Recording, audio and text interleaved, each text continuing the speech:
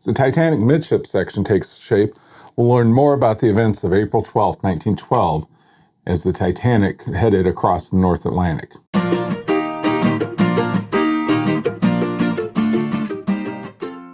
Welcome to another episode of Jay's LEGO Adventures. I'm Jay. In today's episode, we'll continue building the midship section of set 10294, the RMS Titanic, with bags 24 and 25. These bags will begin the promenade decks, add more lights, and connect wires, among other things. Before we continue building, let me share with you what life was like aboard the Titanic during her voyage. The morning of April 12, 1912 dawned crisp and clear over the North Atlantic as the Titanic glided through the waters on her maiden voyage. Passengers awoke to the gentle rhythm of the ship, quiet lapping of the waves against her hull, and the promise of a day filled with comfort and leisure. By 7 a.m., the first hint of caution arrived. A telegram from the Empress of Britain, warning of ice ahead. To the officers, this was hardly alarming. Spring in these waters always carried such hazard, but it reminded all aboard of the vast untamed sea surrounding them. Breakfast on the Titanic was more than a meal. It was a ritual. First-class passengers lingered over delicate pastries and rich coffees, while families in second and third class exchanged greetings and stories over hearty plates of food. The ship's kitchens had earned a reputation of excellence, and every bite, whether from the grand dining saloons or the intimate a la carte restaurant, spoke of a new standard of ocean travel. By noon, the ship had logged 484 miles since leaving Daunt's Rock, cruising at an impressive average just shy of 21 knots, a testament to the engineering marvel of the White Star liner. So, let's get to building. This is bag 24. Bag 24 is going to build upward a little bit. It's going to give us the beginning of the representation of the grand staircase. And it's going to build some light cannons.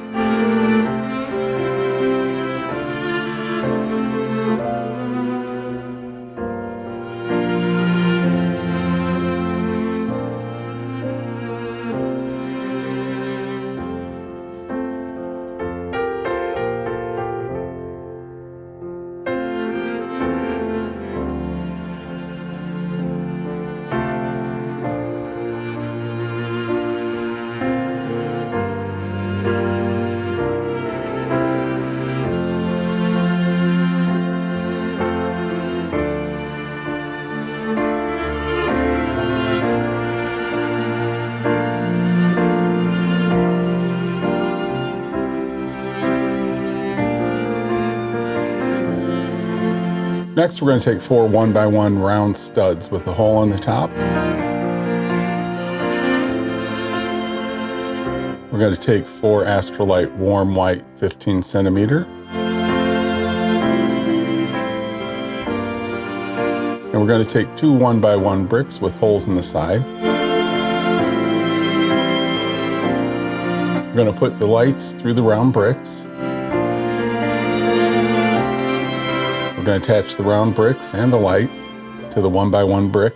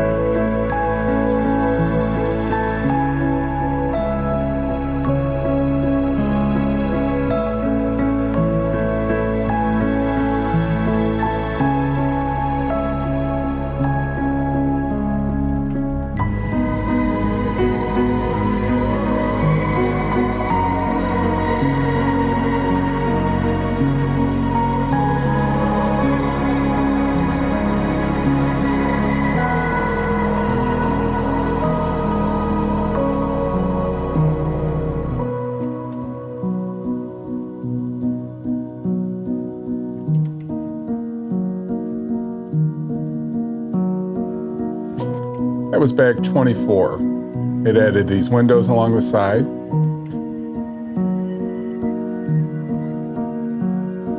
Did 2 more decks, representation of the grand staircase. It put these pieces in to attach more pieces that make a channel that you put the windows in. And these supports for structures that are going to go across. It's coming along good. It's coming along quicker than I thought. We got bag 21 coming up next. I'll get that together and we'll get on that. Bag 25 coming up. Afternoon brought activity and indulgence in equal measure. Decks bustled with passengers stretching their legs and enjoying the salt-tinged breeze, while others ventured into the gymnasium testing their balance on the mechanical horses or engaging in spirited bouts of squash. For those seeking a more tranquil pursuits, the library offered solace, and the Marconi wireless allowed urgent messages to traverse the ocean almost instantly. Some sought novelty, the electric bath, a strange, experimental contraption humming with electricity and curiosity alike. The ship was alive with movement, laughter, and the subtle hum of an anticipation that accompanies any grand adventure. At 6:21, another ice warning arrived.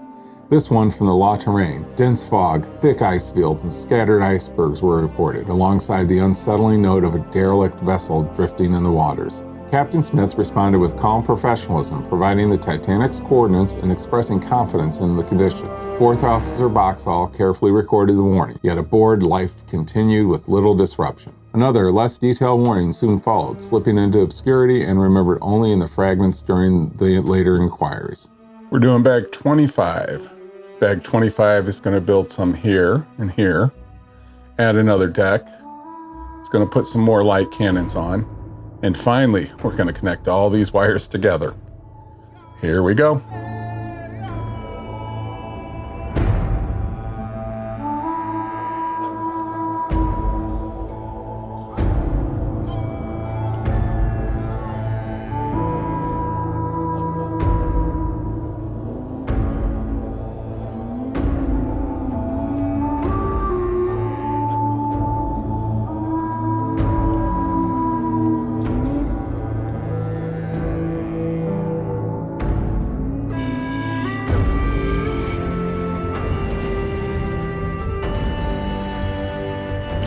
Now we're going to be making a total of 4 of what I like to call light cannons, because that's basically what they do. Shoot beams of light down the part of the Titanic where you place them.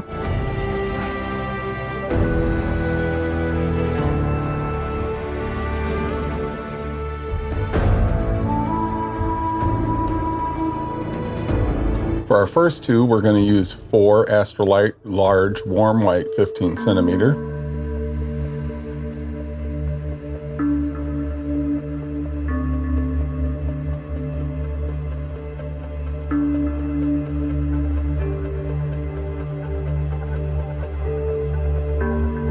Then we're going to put them through 4 1x1 round bricks with holes in the top.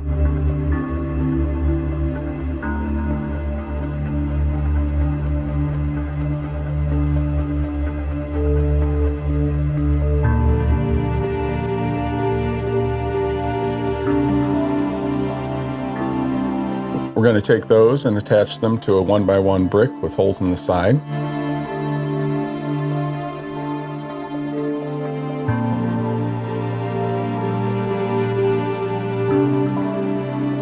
We're going to do that again.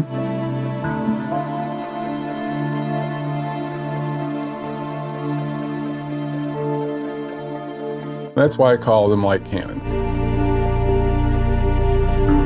It's because light comes out that side and that side, and it'll go down wherever we put it on the Titanic.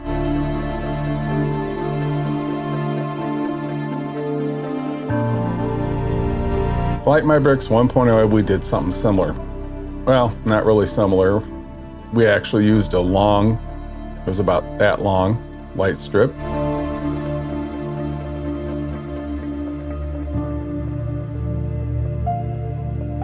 And I had to fold in half and run down through here. Or maybe it was through here. But but I had to run it down through there. It was really hard, but this way is much easier.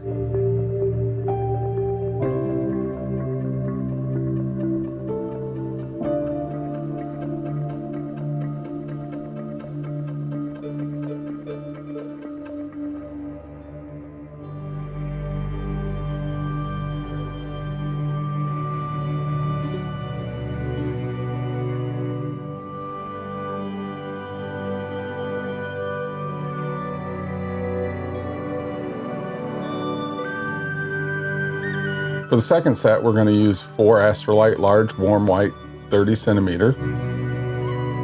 Again, we'll take those and run them through 1 by 1 round bricks with holes in the top.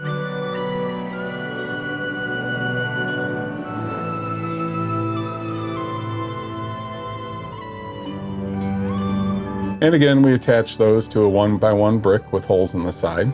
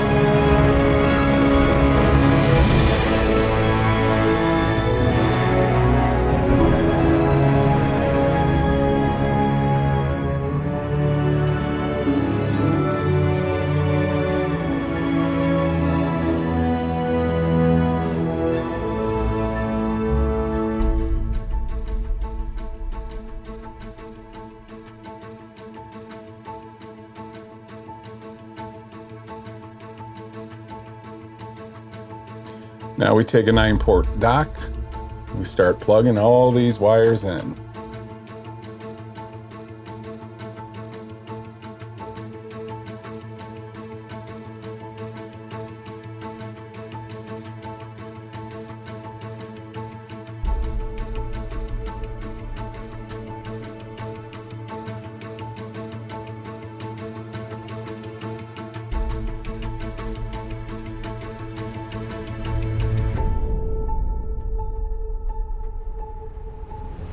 The instructions are saying I should have 7 wires hooked up to this, but I only have 6. So let me take a break and investigate. I'll give you more history. Evening fell and the ship's clocks were nudged backward as the vessel adjusted to her westward course. At 9 p.m., a minor crisis briefly rippled through the ship. The Marconi wireless system faltered. Ignoring regulations, the operators attempted to make repairs on their own. By 12:25 a.m., time adjustments were complete and a new watch assumed duty, guiding the Titanic onward in the still dark Atlantic. As the night deepened, the vast luxury of the Titanic remained undisturbed. On deck and in the staterooms, passengers screamed beneath ornate ceilings, unaware of the subtle signals of danger threatening the seas ahead. Ice warnings flickered across charts and telegraph, reminders of the North Atlantic's hidden perils, yet the liner moved confidently, a floating palace promising triumph over the ocean. April 12th closed with an air of serene indulgence, a day of leisure and quiet vigilance, leaving only the faintest hints of the trials yet to come. I figured out that the 7th wire actually comes from back here.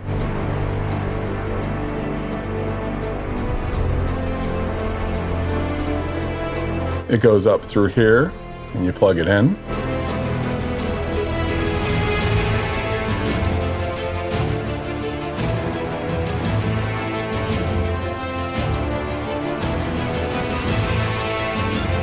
Now we take a 5-centimeter belt and we plug it into the 9-port dock.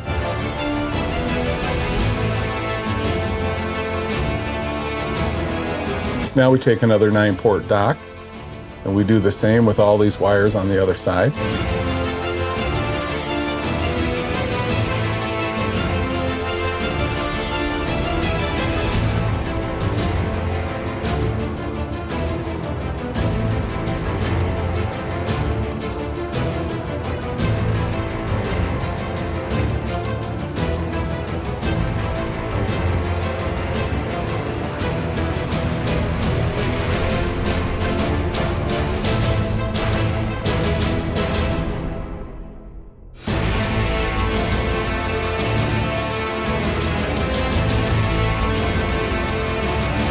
Now we take a 50-centimeter belt and connect it into the 9-port dock.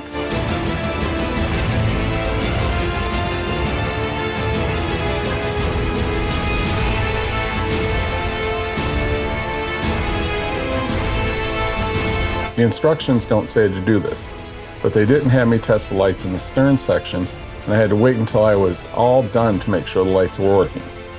So I'm going to test them now.